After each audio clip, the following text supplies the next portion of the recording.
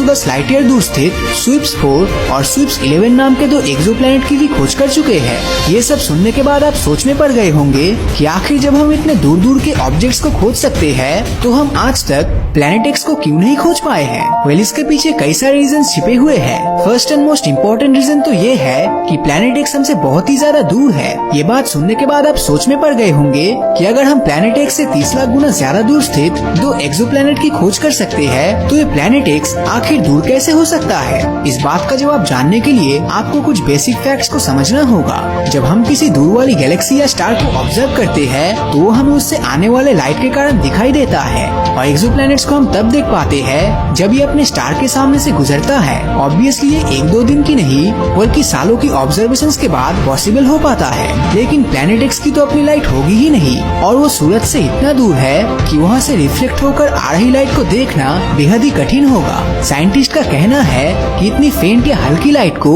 हम बिल्कुल clear sky में ही देख सकते हैं और यहाँ भी इसको ऑब्जर्व कर पाने की चांसेस 10 लाख में से 1 या 2 ही है। इसका मतलब ये ऑलमोस्ट इम्पॉसिबल है। आपको बता दूं कि हमारे सोलर सिस्टम की आउटर बाउंड्री और क्लाउड करीब 2000 से 1 लाख एस्ट्रोनॉमिकल यूनिट तक फैला हुआ है। लेकिन अभी तक सोलर सिस्टम में हमने जो सबसे दूर का ऑब्जेक्ट डिस्कवर किया है उसका नाम है फार फार आउट, जो सूरज से 140 एस्ट्रोनॉमिकल यूनिट दूर है। यानी कि अभी तक हमने प्लैनेट एक्स की 1/4 डिस्टेंस तक भी एक्सप्लोर नहीं कर पाए हैं। ये तो सिर्फ एक चीज है, लेकिन प्लैनेट एक्स के बारे में कई सारी थ्योरीज दी जाती है। कुछ वैज्ञानिक मानते हैं कि प्लैनेट एक्स एक समय हमारे सोलर सिस्टम में हुआ करता था, लेकिन अब वो यहाँ पर मौजूद ही नहीं है। वो इसे एक रोग प्लैनेट मानते हैं।